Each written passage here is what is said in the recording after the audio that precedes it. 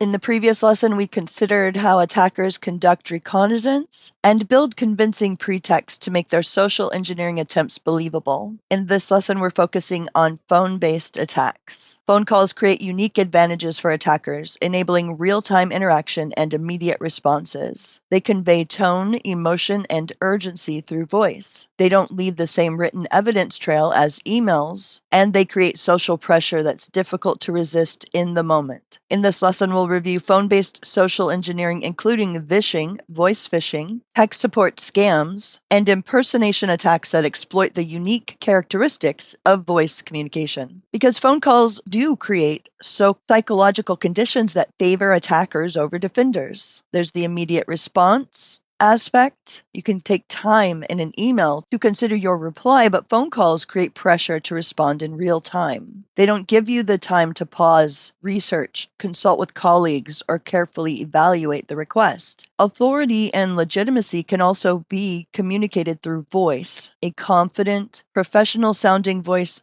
creates credibility that text alone cannot. Tone, cadence, and vocal characteristics signal competence and authority, and even trustworthiness. Social pressure is created through direct human interaction. Ending a phone conversation or refusing a request feels more confrontational than ignoring an email. We are socially conditioned to be polite and helpful in direct conversations, so they don't provide the same opportunity to examine details critically. Vishing, voice phishing, combines the psychological manipulation of email phishing with the immediacy and authority of phone communication. Attackers call claiming to be from banks, credit card companies, government agencies, tech support, or other trusted organizations. When they claim suspicious account activity, security breaches, failed payments, or compliance issues, they create urgent scenarios requiring immediate attention. They use caller ID spoofing to make their calls appear to come from legitimate phone numbers. When you see your bank's actual phone number on caller ID, you assume the call is legitimate, but caller ID is easily spoofed and provides no reliable authentication. They request sensitive information like account numbers, social security numbers, credit card details, passwords, or PIN numbers, or they direct you to take actions like installing remote access software, transferring funds to secure accounts, quote unquote, or providing verification codes that actually allow them access to your accounts. Technical support scams are among the most prevalent phone-based social engineering attacks. The attacker calls claiming to be from Microsoft, Apple, your internet service provider, or a security company. They claim your computer is infected with viruses, has been compromised, is sending spam, or has serious security problems that require immediate attention. They use technical jargon to sound credible, talking about IP addresses, error logs, security certificates,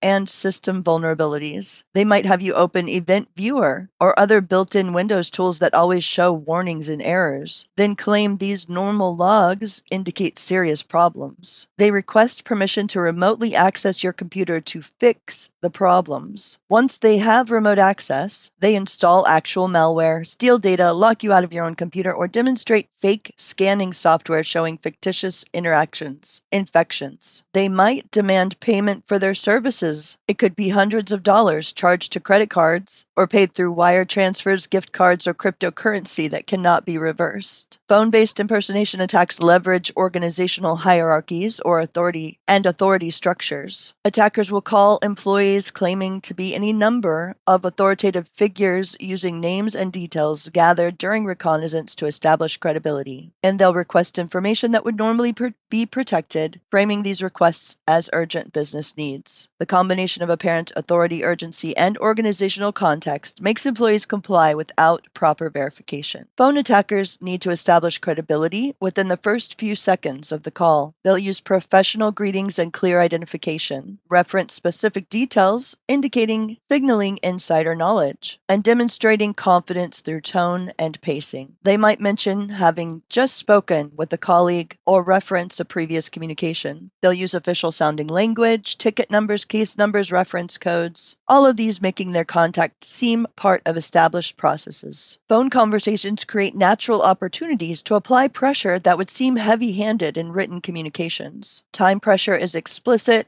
consequence pressure is direct. The real-time nature of the conversation doesn't give you time to evaluate whether the urgency is genuine or manufactured. And skilled phone social engineers build rapport to increase compliance, engaging in small talk, finding common ground, building rapport to exploit the reciprocity principle. The human voice conveys information beyond the words being spoken. Confident tones, calm, steady pacing, professional vocabulary and pronunciation. All of these things aid in the attack. And they practice these voice characteristics, rehearsing, just like actors. Some do even use voice-changing software. When victims express skepticism or resistance, skilled phone social engineers have prepared responses. They can fill you out and pivot based on how you respond in real time. There's an insightful quote from the magician and skeptic James Randi. He said in an interview about deception, "No amount of belief makes something a fact.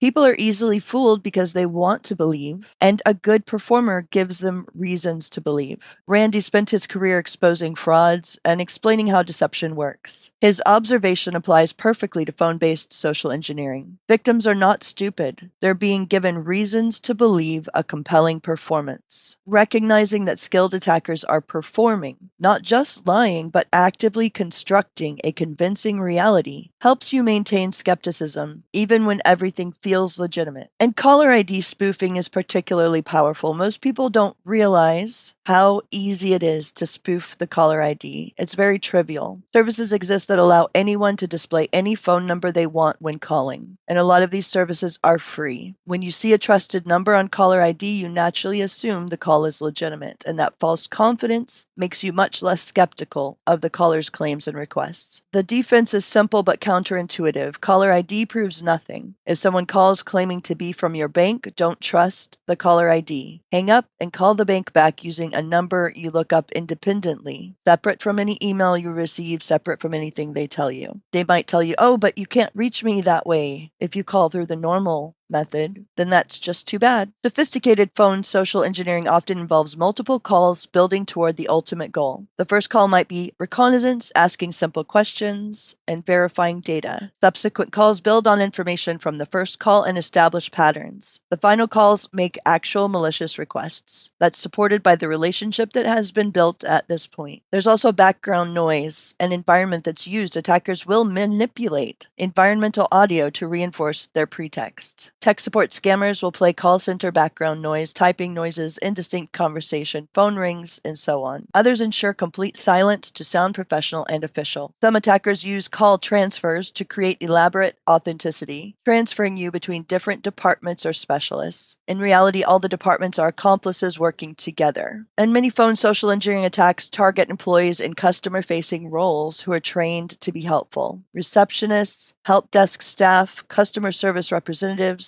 and administrative assistants are taught to provide assistance and answer questions. Attackers exploit this by positioning themselves as customers or partners needing help. Organizations need to balance customer service excellence with security awareness, which creates tension between competing priorities. Government impersonation scams are particularly effective because they combine authority with fear. Attackers call claiming to be from the IRS, Social Security Administration, Immigration Services, or law enforcement. They will threaten arrest, deportation, loss of benefits, or legal action for unpaid taxes, missed court dates, or identity theft issues. They'll demand immediate payment sometimes. Scams are effective because they exploit the fear of authority and legal consequences. Real government agencies do not call demanding immediate payment or threatening arrest. Bank fraud calls are another common vishing attack, asking you to verify information, whether or not transactions are legitimate. Every piece of information you provide gives them greater access to your actual accounts. Defending against phone-based social engineering requires specific practice that may feel socially awkward but are necessary. Never provide sensitive information over the phone to incoming callers, regardless of what they say or who they claim to be. Do not trust caller ID, be suspicious of urgency, ask questions that someone legitimate should be able to answer, record or take notes during suspicious calls. Knowing you're documenting the conversation can deter some attackers and help you report incidents accurately. The single most effective defense against phone social social engineering is the callback verification. Always tell them that you'll call back to verify and look up the official number for the organization they claim to represent through separate independent research. Do not use numbers they provide. Legitimate callers understand and accept this process. In our next lesson, we'll explore in-person social engineering and physical access attacks.